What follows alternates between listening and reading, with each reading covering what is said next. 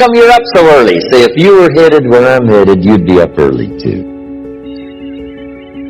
If you were going to meet who I'm going to meet, you'd be up early. Success is an accomplishment, whether it be great or small, and it's an understanding of the potential and power of an entire human life.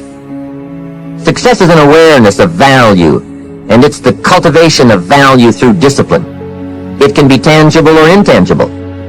Success is a process of turning away from something in order to turn toward something else. From no exercise to exercise, from candy to fruit, from not investing to investing. Success is responding to an invitation to change, to grow, to develop, to become, to move up to a better place with a better vantage point.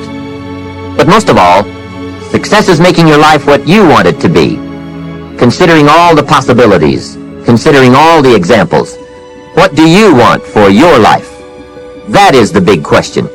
Remember, success is not a set of standards from our culture, but rather a collection of personal values, clearly defined and ultimately achieved. I learned the law of sowing and reaping. And in the law of sowing and reaping is also the story of the law of averages. Jot this down. The story of the sower comes from the Bible. I'm an amateur on the Bible, but this is such a useful story. Here's what the story says. And take the notes, because the drama's in the details. The sower was ambitious. Evidently he was ambitious. When you read the whole story, you'll conclude, yes, this was an ambitious sower. Here was number 2. He had excellent seed. The sower who sowed the seed had excellent seed. And the excellent seed can be an excellent opportunity, an excellent product, an excellent story. So we've got an ambitious sower with excellent seed. But now here's the rest of the details of the story.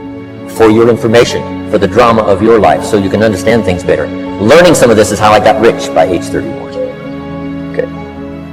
Number 1, it says the sower goes out to sow the seed, but the first part of the seed falls by the wayside and the birds get it. So jot this down. The birds are going to get some of the seed. The birds are going to get some of the seed. Now you say, well, Mr. Rohn, what does that mean?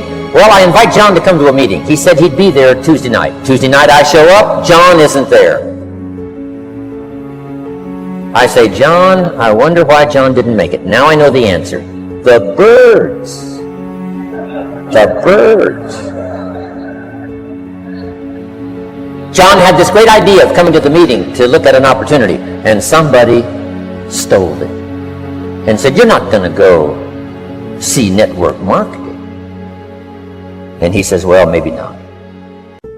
So have you jotted that down now? The birds are going to get some. Now, when the birds get some, you've got 2 options. Number 1 is to chase birds. And say, well, let me get a hold of the person that talked him out of coming to the meeting. I'll tear him a new page. But I wouldn't do this.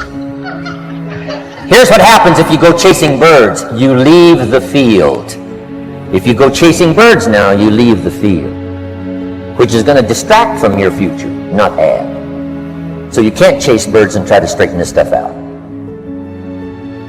Here's what it is. It's just one of those things. And here's the best comment when things are a little disappointing. Isn't that interesting? You just have to say, I thought sure he would be there. He promised me. Promised me. But I know it was the birds. And you just have to say, isn't that interesting? Philosophy. Philosophy is the chief cornerstone in the foundation of the 5 major pieces to the life puzzle. A major factor in determining how our lives turn out is the way we choose to think. Everything that goes on inside the human mind in the form of thoughts, ideas, and information forms our personal philosophy. Our philosophy then influences our habits and behavior, and this is really where it all begins. How our personal philosophy is formed. Our personal philosophy comes from what we know and from the process of how we came to know all that we currently know. Throughout our lives, we receive input from a multitude of sources. What we know comes from school, friends, associates, media influences, home, the streets, It comes from books and the process of reading, and it comes from listening and observing. The sources of knowledge and information that have contributed to the formation of our current philosophy are virtually unlimited. As adults, all of the new information that comes our way is examined through the filter of our personal philosophy. Those concepts that seem to agree with the conclusions we have already reached are added to our storehouse of knowledge and serve to reinforce our current thinking. Those ideas that seem to contradict our beliefs are usually quickly rejected. We are constantly in the process of checking our pre-existing beliefs for accuracy or confirmation in the light of new information. As we blend the new with the old, the result is either the strengthening of our past beliefs or the broadening of our current philosophy in light of new and valuable information about life and people. The same beliefs that form our personal philosophy also determine our value systems. Do you know the people you surround yourself with have a phenomenal impact on your life? I think it was Carl Menninger from the Menninger Foundation one time said, environment is more important than heredity. The people we're surrounded by have a greater bearing on our life and our success in life than what's built into the genes at birth. There's genetic conditioning, there's environmental conditioning. Well, this environmental conditioning goes on all the way through life. You will find as you improve the quality of your life, improve your thinking, you're going to attract a different group of people into your life. And they are going to add to your life. See, the people we're surrounded by, their thinking is going right into our mind. We want to mix with people who are really making it happen. Take a look at your 5 people that you're with most often and ask yourself, if I have children, would I want them to grow up be like that? If the answer is no, you better start looking for some new friends. If the answer is yes, you're already in the right circle of people. Think about what I'm saying. The people we're surrounded with have a phenomenal impact on our life and help make us who we are. And the majority of the fears that we have are not life or death fears. They're not those kind of fears. But through our imagination, we blow them out of proportion and we give them more power than they actually have or deserve, and we permit them to govern our lives. We permit them to determine how far we can stretch out on our dreams and discovering our stuff. And as we begin to look at ourselves and begin to, wait a minute, just getting to the point as you assess yourself and begin to prove yourself and just say, wait, hold a minute. I've been sweating this out. What's the worst thing that can happen to me on this? Will it kill me? Will I die? Why am I going through all of these changes over this? How much power does this really have? And am I the one that's feeding the power into it? So a lot of times we allow ourselves to be fed and to be programmed into being afraid. I mean, you watch the news and read the newspaper, you'll be scared to come out the house. Am I right? You'd be afraid. So what kinds of things, what kinds of thoughts are you feeding your consciousness? What kind of things are you putting in your mind that will enable you to either move forward or to justify why you're staying where you are? Another piece that I look at, that when I finally decided that I was going to go to the dentist, pain was so great. I couldn't hold out any longer. All of a sudden, the fear didn't matter. I can't, but take me. Now, some people need fear, you know. I have a friend that we told him, hey, man, you need to lose some weight. You're getting overweight and out of shape, and at our age, we need to have a regular program. And Bud said, man, I've been fat since I was a little boy. I'm big bone. I've never seen a fat skeleton, though. Well, Bud became ill. How many of you ever seen a fat skeleton? Right there. All right. Bud became ill, passed out, and I was there, and the doctor was talking to him. And Bud, I think, was going to go right back to same old eating habits and doing everything. He said, look here, you are a diabetic. He said, now here's some of the side effects. You could go blind, you can become an amputee. None of that touched him. He said, you can become impotent. He said, what did you say? Bob has lost weight. He exercises every day. He's in the body sculpturing. 48 years young. He looks great. I can't believe, but just that one statement made all the difference in the world. Bud is a new man today. So what is it that has to happen to you? Some people don't take corrective measures to improve their health until they get a pronouncement that they're about to die. Then they start, okay, all right, I'm ready to do whatever you want me to do. But they won't do that. They can see people dropping off like flies around them. Well, that's them. You got to go from something. We go through life really blocking ourselves constantly. And fear is one of the greatest instruments that we could use to stifle our true potential. When you begin to look at your life, you can decide to use fear as a blocker, or you can decide to use it as building blocks.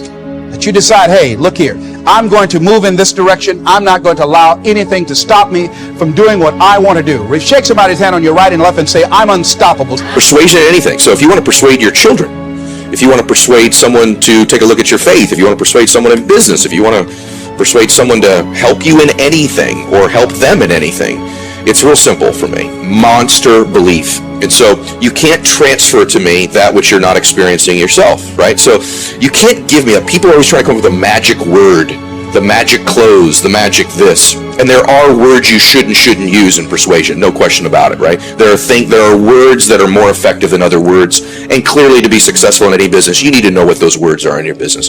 But the best persuaders, the best motivators, the best speakers, the best physicians, the best school teachers, the best parents are incredible persuaders. And what they do is they come from a monster place of conviction and belief that they can transfer you to, because people respond to energy much more than they do words. They respond to what they feel, not what they hear and see. Hear and see are real low-level influencers. Energy, spirit, transfer of energy is what people respond to. And so I'm cognizant all the time of getting in a state of total belief and certainty about what it is that I'm going to represent or speak if I'm speaking on stage about a particular topic, and then transferring that energy into people. And that seems generic or hokey, but it's actually what great persuaders do. In fact, if you're listening to this, you think of anybody that you know who's incredibly persuasive. They may have great words, they probably do, but it's something you feel from them, right? And that's the difference between a great doctor and a so-so doctor. Great doctor says, here's the prescription, you're out of here. Another one, is this going to work or not? I don't know. Another one, you leave there feeling that you're going to be healed, feeling you're in good hands. You feel their certainty, you feel their confidence. Same when you hear a speaker, if you're buying real estate from somebody. But it's not just buying things, it's a great pastor in a church. A great person, if you do TM, who's taught you TM, it's their certainty, it's the energy you feel. And so for me, it's always getting to it. I have to really believe what I'm saying. I have to really feel it to transfer to.